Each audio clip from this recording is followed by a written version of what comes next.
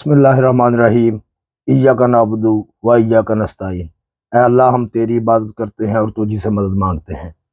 मैं हूँ वलीद और आप देख रहे हैं मेरा यूट्यूब चैनल। आज मैं आप लोगों से बात करूंगा इस गवर्नमेंट की चालाकियों के मतलब, कारस्तानियों के मतलब, हक तलफियों के मतलब और जुल्म ज्यादती के मतलब। तो सबसे पहले तो इस गवर्नमेंट की कारस्तानियों पे आते हैं।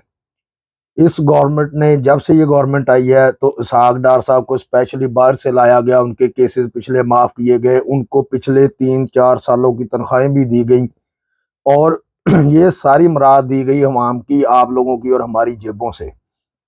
तो इन सारी मराद का उनको देने का मकसद ये था कि बकौल इम्पोर्टेड गवर्नमेंट के इसहाक डार साहब बहुत अच्छे जी माशी तौर पे मुल्क को बेहतर करेंगे, बहुत अच्छे वजीर माशी वजीर के तौर पे बहुत अच्छे वो एक मुल्क की क्या लगे खिदमत करेंगे, अवाम को रिलीफ दिलाएंगे। लेकिन माशाल्लाह से जब से वो आए हैं पिछले 1.5-2 साल में पाकिस्तान की मईशत का बेड़ा गर्क हो गया है। पाकिस्तान की जो तरक्की की शरह थी 6.2 थी, वो माइनस में आ गई है, -2.9 पे आ गई है। तो इसके साथ साथ मुल्क के जो ज़र मुबादला के ज़खायर थे तकरीबन $22 अरब के करीब थे, वो कम होकर 4 अरब के करीब रह गए हैं। और अब चार भी वो इस तरह है कि कम $2 अरब हमें सऊदिया ने दिए हैं, तो इस तरह वो मिला जुला के कुछ 4-5 अरब के करीब रह गए। तो इस मईशत को बेहतर करने का उन्होंने एक बहुत ही कह लें कि घटिया तरीका अपनाया, और वो घटिया तरीका ये है कि पाकिस्तान की जीडीपी को, यानी कि तरक्की की शरह को बढ़ाने की बजाय, या पाकिस्तान में इंडस्ट्रियों को स्टेबल करने की बजाय कि इंडस्ट्रियाँ स्टेबल हों तो हमारे मुल्क की मईशत बेहतर हो, या एक्सपोर्ट हम ज़्यादा करें तो मुल्क की मईशत बेहतर हो, ये करने की बजाय उन्होंने ये सारे का सारा बोझ डाल दिया है अवाम के सर पे। पिछले 1.5 साल में महंगाई की शरह तकरीबन कह लें कि 50% से अबव बढ़ी है, जो कि श्रीलंका से भी कहीं ज़्यादा है। तो इसके साथ साथ आज एक ख़ास पॉइंट पे बात करूंगा, क्योंकि वो ख़ास पॉइंट ये है कि गवर्नमेंट मुलाजमीन के सर पे ज़्यादा से ज़्यादा बोझ डाल दिया गया है।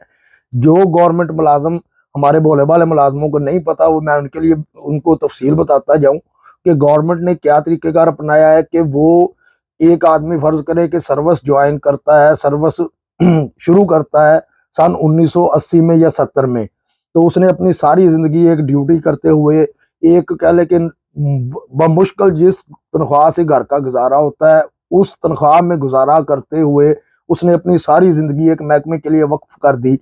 जैसे मिसाल ले लें आप, ख़ास तौर पे टीचर्स हज़रात की, क्योंकि ये किसी मीडिया के चैनल ने नहीं दिखाया, कहीं पे भी उनको कवरेज नहीं दी गई। अलबत्ता उनके साथ जुल्म किया गया, कराची में उन पे वाटर कैनन बरसाए गए, लाठी चार्ज किया गया, शेलिंग की गई।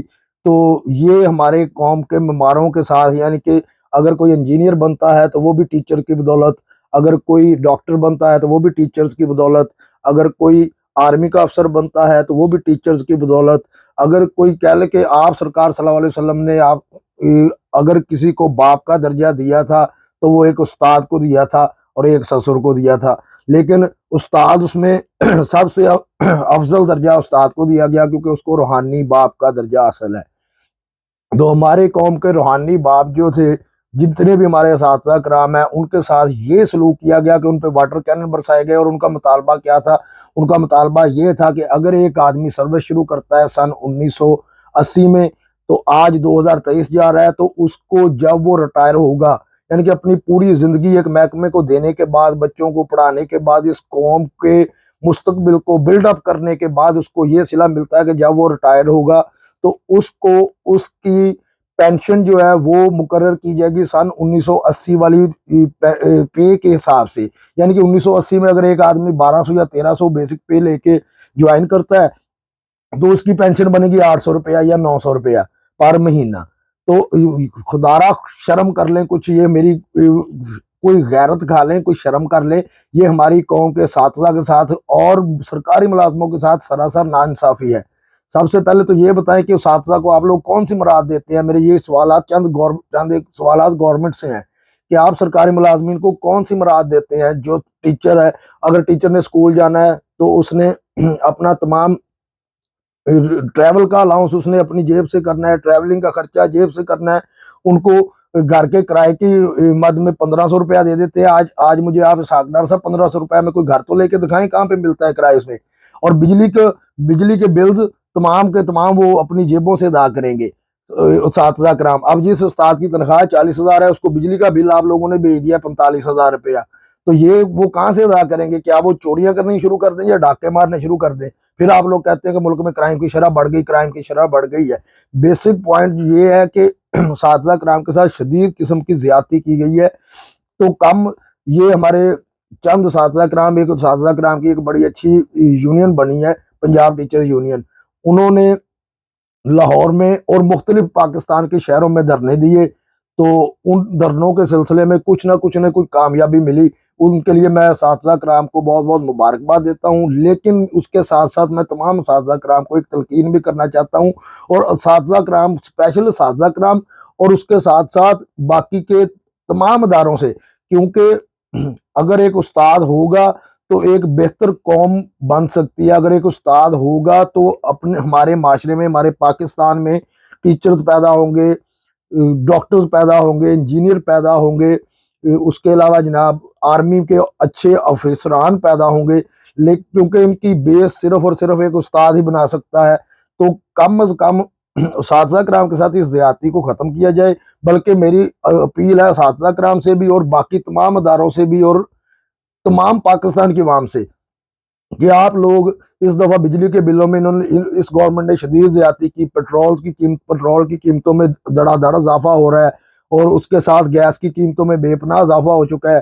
रोजमर्रा जरूरियात जिंदगी की अशिया में बेपनाह इजाफा हो चुका है।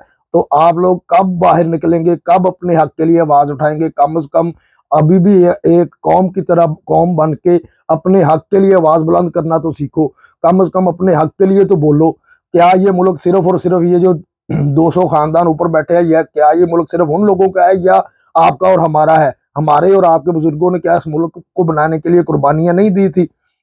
हम सब भी इस मुल्क के मालिक है। इस मुल्क के लिए, इस मुल्क की तरक्की के लिए आवाज उठाने के लिए हकदार हैं। लेकिन इस बात में भी मैं एक बात करूंगा कि आवाज उठाओ, कानून के दायरे के अंदर रहकर पुरअमन एहतजाज अपना करो, पुरअमन तरीके से आवाज उठाओ। और कम से कम ये साथला के हक में तो जरूर आवाज उठाओ, क्योंकि हर आदमी का एक कोई ना कोई उस्ताद तो होता है। मेरा भी है, आप लोगों का भी है। आप लोग भी किसी से तालीम हासिल की होगी, मैंने भी की है।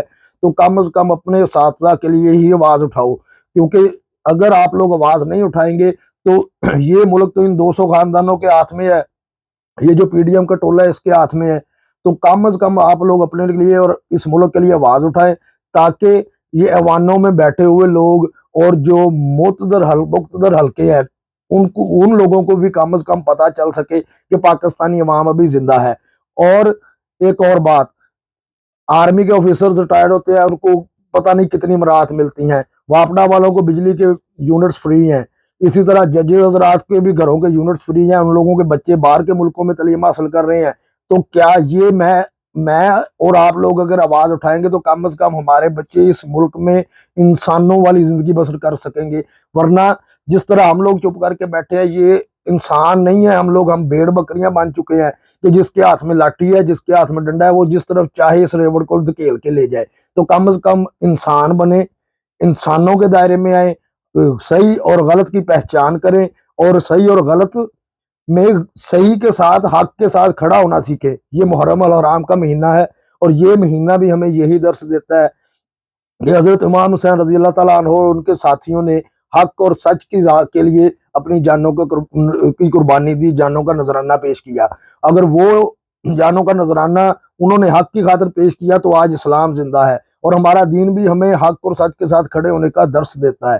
तो इसी उम्मीद के साथ कि इंशाल्लाह आप लोगों के दिलों में मेरी बात जरूर घर करेगी और आप लोग अपने आप को पहचानेंगे, अपनी ज़ात को पहचानेंगे। जब तक आप अपने आप को नहीं पहचानेंगे कि आप लोग इंसान हो, अशरफुल मखलूकात हो, अब आप लोगों को कुछ हकूक है जो रियासत के आपको देने लाजमी है, तो आप लोग रियासत के खिलाफ भी एहतजाज कर सकते हो, लेकिन पुरअमन एहतजाज। और बेशक वो रियासत के खिलाफ नहीं होगा एहतजाज, वो आप लोगों के अपने हक के लिए एहतजाज होगा। तो इसी उम्मीद के साथ कि इंशाल्लाह आप लोग एक जिंदा कौम की तरह एक पुरअमन एहतजाज भी करेंगे, अपने हक के लिए आवाज भी उठाएंगे, ताकि पाकिस्तान भी तरक्की कर सके, पाकिस्तान की आवाम भी खुशहाल हो, आप भी खुशहाल हो, हम भी खुशहाल हो। पाकिस्तान जिंदाबाद।